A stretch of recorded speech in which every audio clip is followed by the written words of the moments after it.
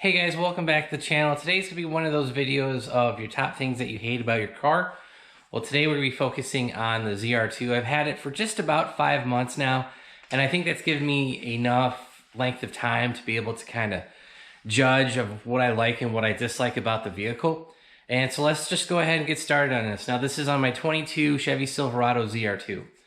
Number 10 is going to be the interior badging. It's like you spend all this money, you spend $70,000+ for a truck, and the only badging that you even know that it's a ZR2 on the inside is on the door sills. And as you know, I had the front headrest sent out for stitching, and I got the ZR2 logo upholstered by 42 Stitching up in Ohio. And number 9 is actually going to be lighting. For some reason, GM decided to use 6 halogen bulbs on the truck, but the rest of the truck is all LED, the interior, the exterior, LED, HID, whatever. But of course, on the license plate lights, the backup lights on the tail lights, as well as the cargo lamps on the above the cab, those are all halogen lights.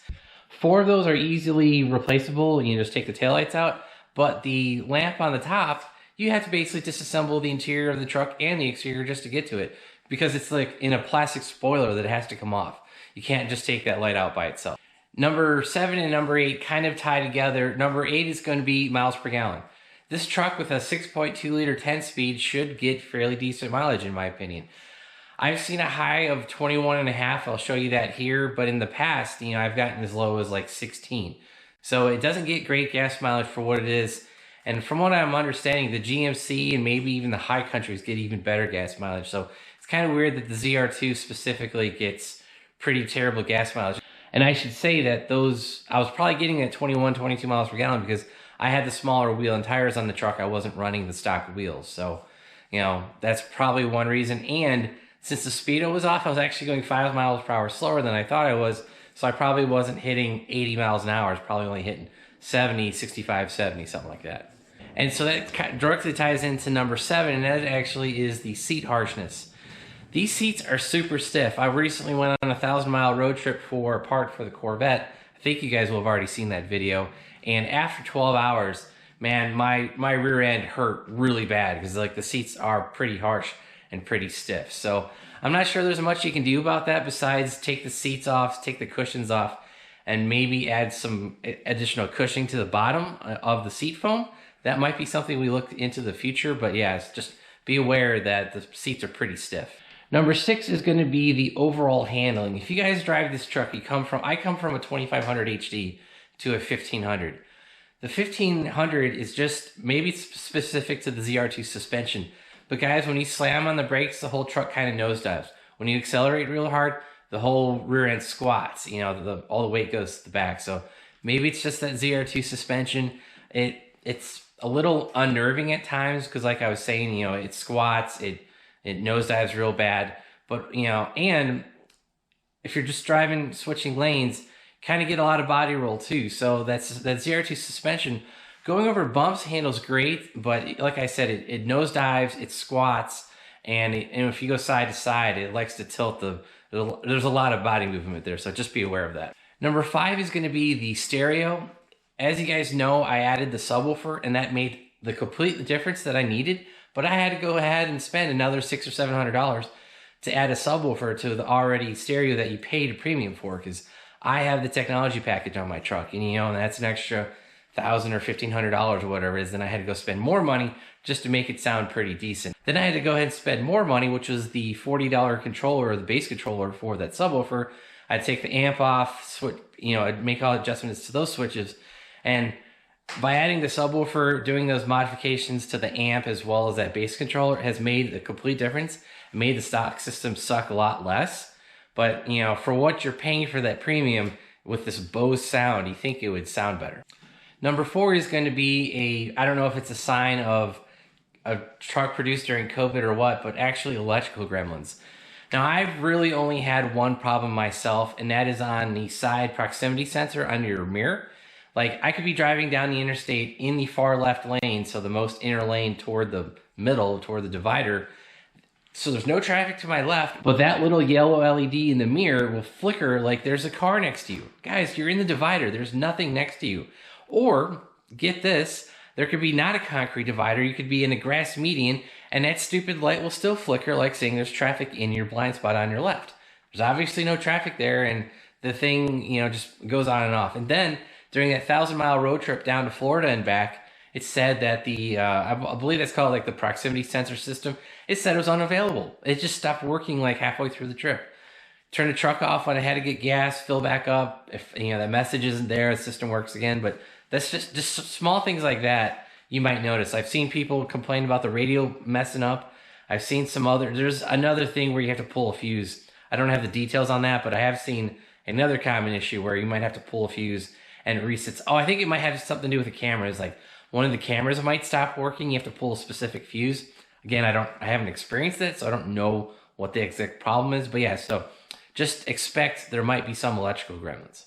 Number 3 is going to be something stupid. It is actually the suggested speed. There you get this little white text box in the driver's information center saying what the speed limits, you know, the posted speed limit is. Well, if you guys don't have the data plan, you know, it's like 20, 30 bucks a month. I forget how much it is. 20 bucks a month for your truck to be basically a mobile phone. If you're not paying for that, that box stops working. You can't download new maps. You can't get any updates from, you know, from, I believe that's an AT&T phone line. You can't get any of the updates from that. That box stops working, like I said.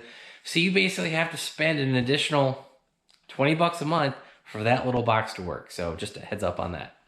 Number 2 is something I have experienced, I have not had it resolved, and that is going to be chipping paint.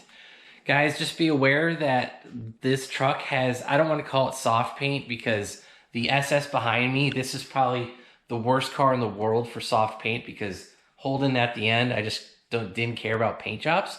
And so that paint chips really easily. That's why I have the whole front of this car wrapped in 3M, yeah, I believe that's 3M Clear Bra. And yeah, so that car, I haven't had many issues myself, but you can look at it and paint will fly off of it. So this truck, kind of a similar thing. When I bought my truck, I didn't drive it. I pretty much drove it directly to the XPEL install shop. The guys have been going to for the Corvette, some of the SS stuff. Had the whole front end wrapped. And unfortunately, I didn't know at the time, the black hood scoop that's on this truck will actually cause the paint to chip and flake off. There's the front corner and the back corner. I have one spot where it's kind of bad, but mine is wrapped in clear bra. I didn't think anything of it. So what sucks is GM has not come out with a fix for this hood scoop, chipping paint, whatever you want to call it, specifically to the hood. I spent easily $1,800 getting the whole front of the truck wrapped. I'm going to have to peel that off, have it repainted, install whatever fix GM decides to try to sell us, and then go get it rewrapped. So, I mean, I hope I can get that under warranty. It probably won't work.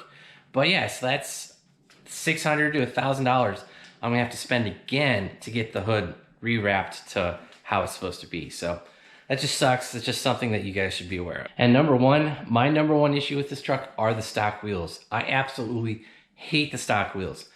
I don't know who designed them. Maybe they were based off the Colorado design a little bit, but even if you black out the wheels, you cannot hide the ugliness of the factory wheels.